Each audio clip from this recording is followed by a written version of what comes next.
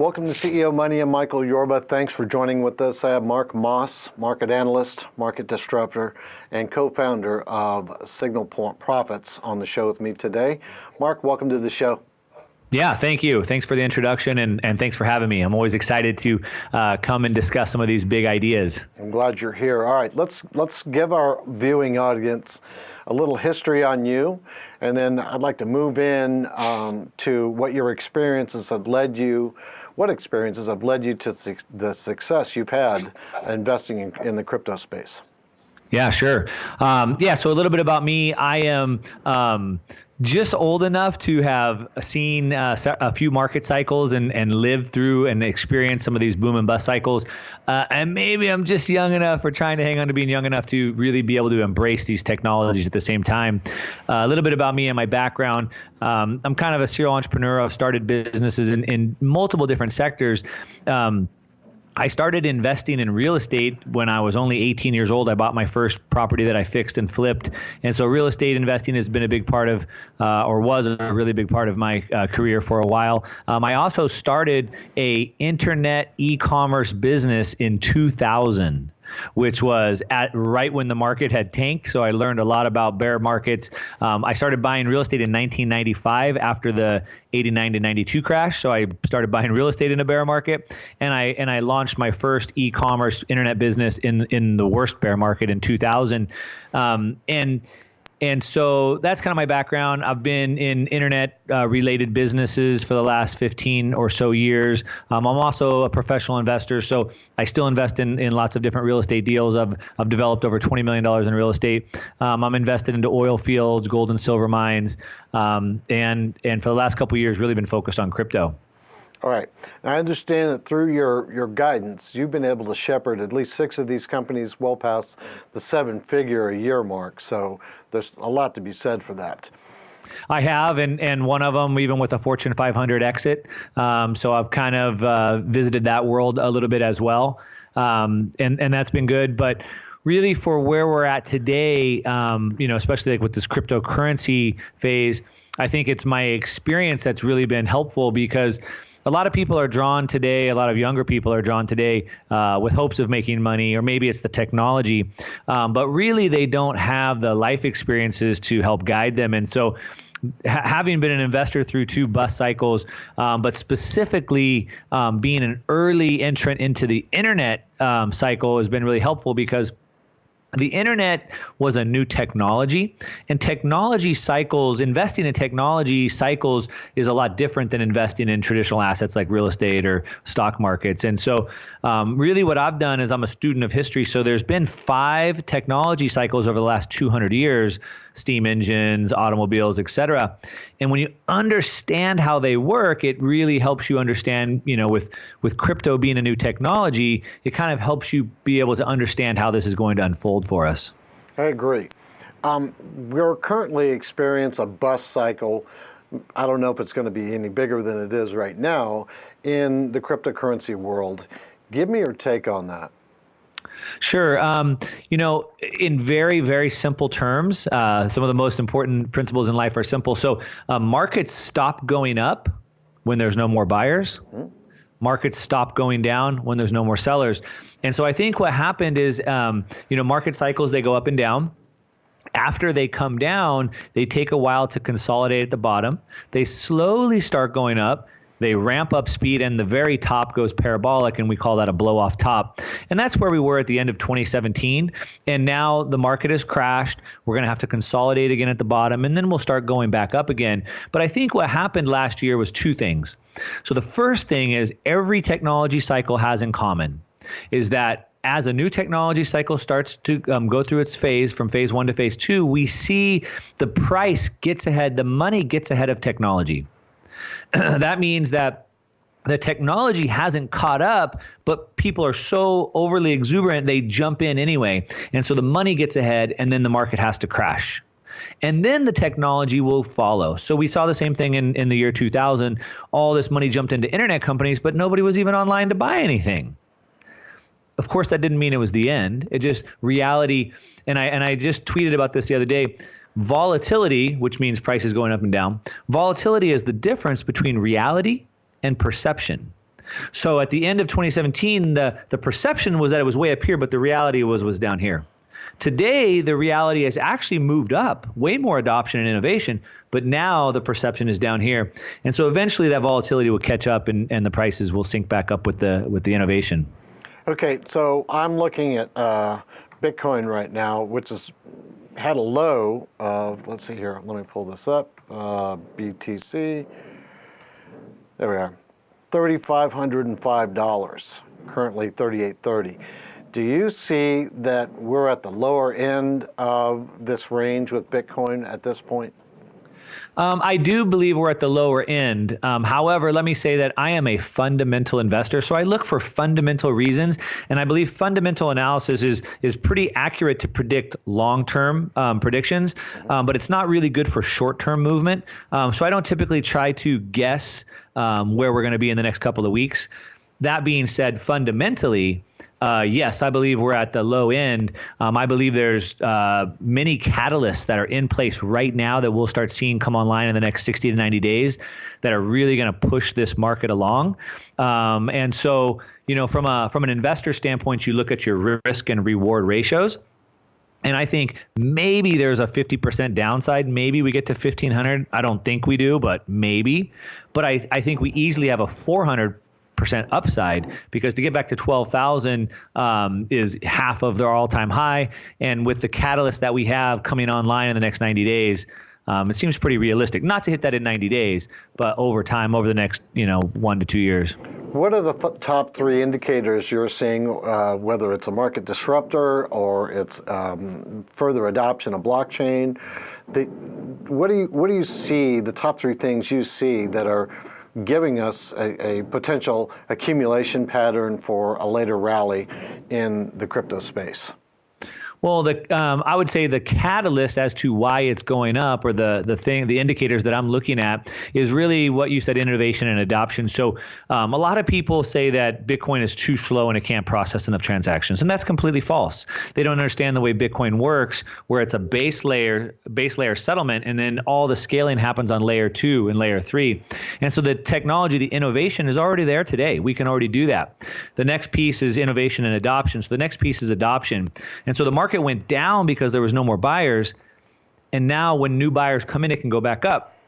And so what's happening is we have TD Ameritrade and Fidelity and New York Stock Exchange, NYSE, ICE backed, all three announced that they're opening up Bitcoin trading by year end. Well, ICE just pushed it till January, but we still have Fidelity and TD Ameritrade. And between those two, we're talking about billions, trillions of dollars, hundreds of millions of customers, new money coming in.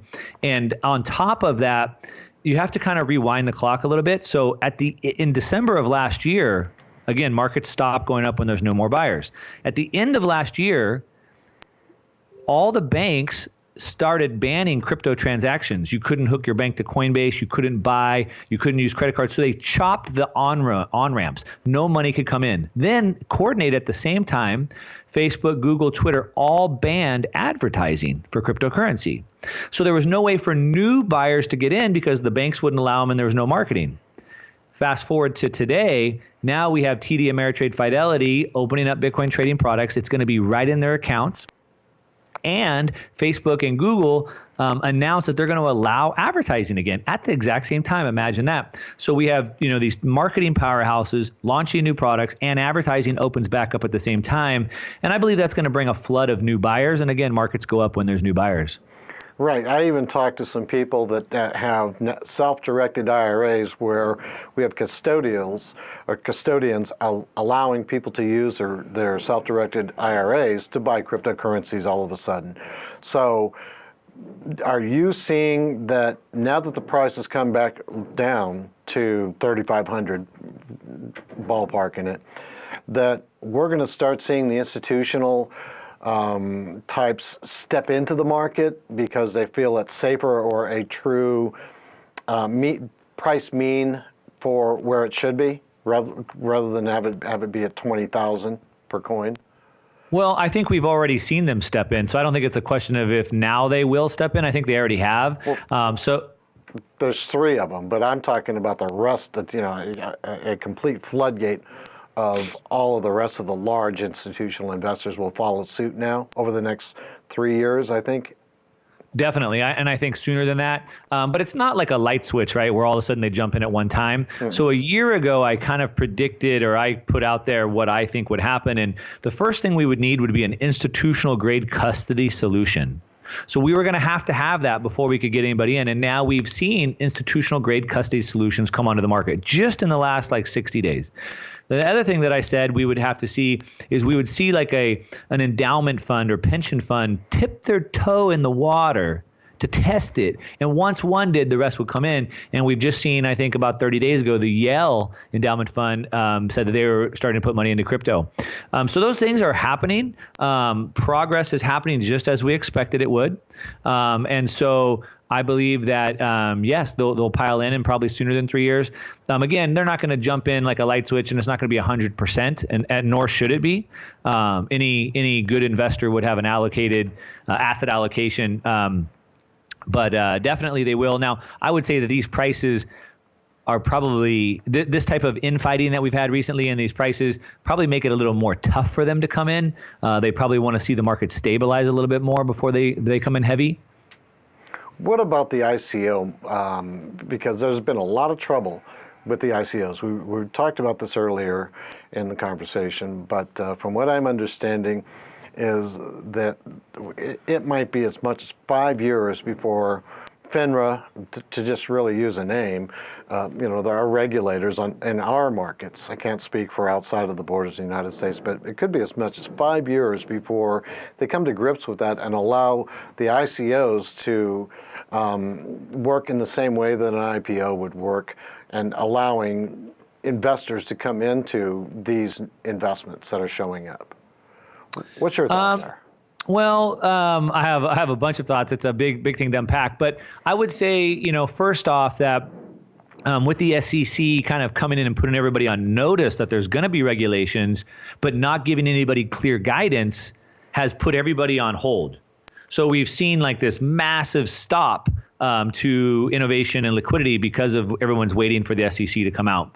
As much as I would like for them to give us clear guidance, I'm actually kind of happy that they're taking their time, because I'd hate to see them rush in and put some draconian measures in place that can't be repealed.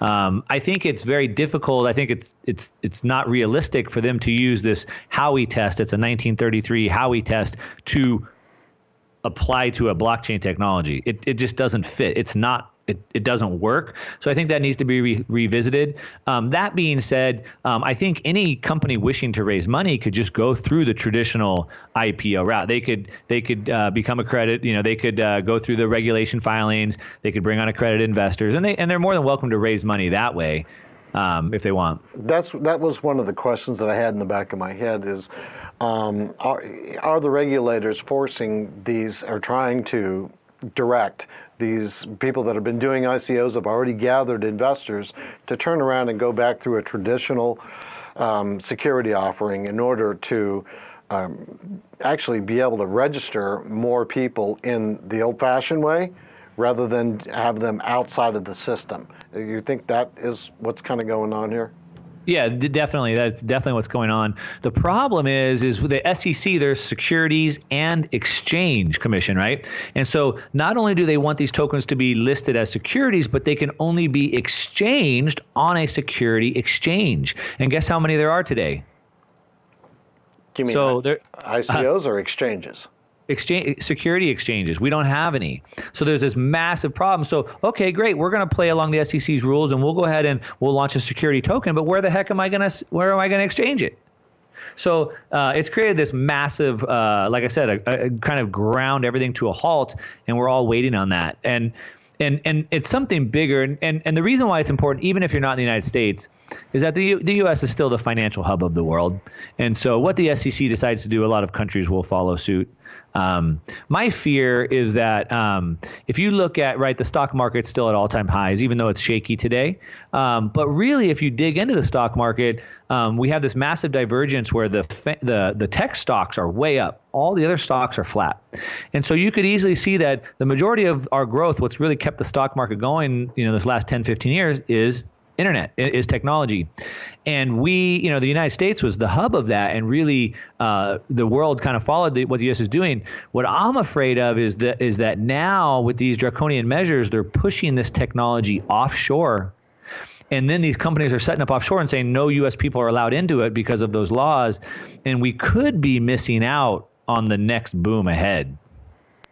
I get it. Mark, we've got a lot more to talk about, but we've really gone very far in the conversation today. I want to invite you to come back on the show so we can talk more later. Okay. Yeah, it's a big subject to tackle in a short amount of time. It is. Thanks, Mark. Okay. Bye. You've been watching CEO Money with Michael Yorba. Thanks for following us. Like us on Facebook, follow us on Twitter, and subscribe to our YouTube channel.